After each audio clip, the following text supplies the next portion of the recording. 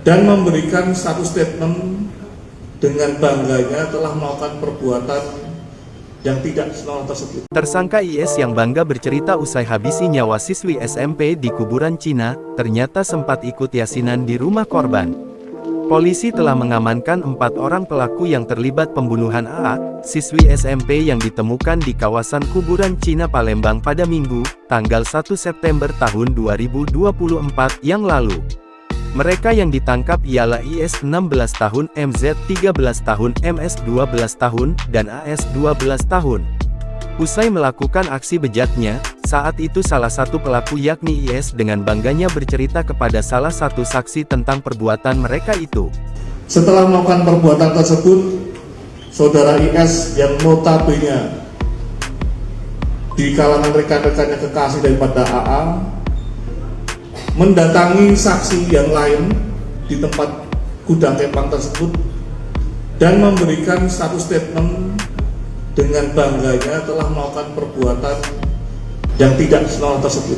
Tak hanya itu, ia ternyata sempat mendatangi rumah korban di malam harinya.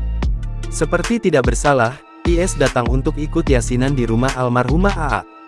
Fakta tersebut diungkap oleh Kapolrestabes Palembang, Kombes Pol Haryo Sugihartono saat menggelar press release di Polrestabes Palembang, Rabu, tanggal 4 September tahun 2024. Benar usai peristiwa pembunuhan tersebut, tanpa dosa salah pelaku ini IS datang ikut yasinan di malam pertama, ungkap Kombes Pol Haryo Sugihartono.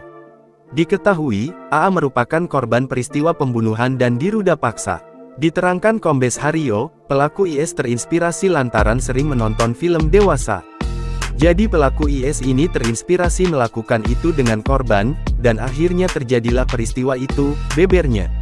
Lebih Kombes Pol Haryo mengatakan, keempat pelaku ini tidak mengetahui bahwa korban sudah meninggal dunia ini gara-gara dibekap.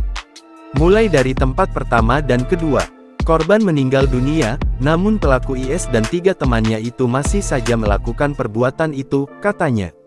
Ketika ditanya pasal yang dikenakan, ditambahkan Haryo, pelaku kita kenakan pasal 76C Junto pasal 80 ayat 3, pasal 76D Junto pasal 81, pasal 76E Junto pasal 82 dengan ancaman hukuman 15 tahun penjara atau denda senilai Rp3 miliar.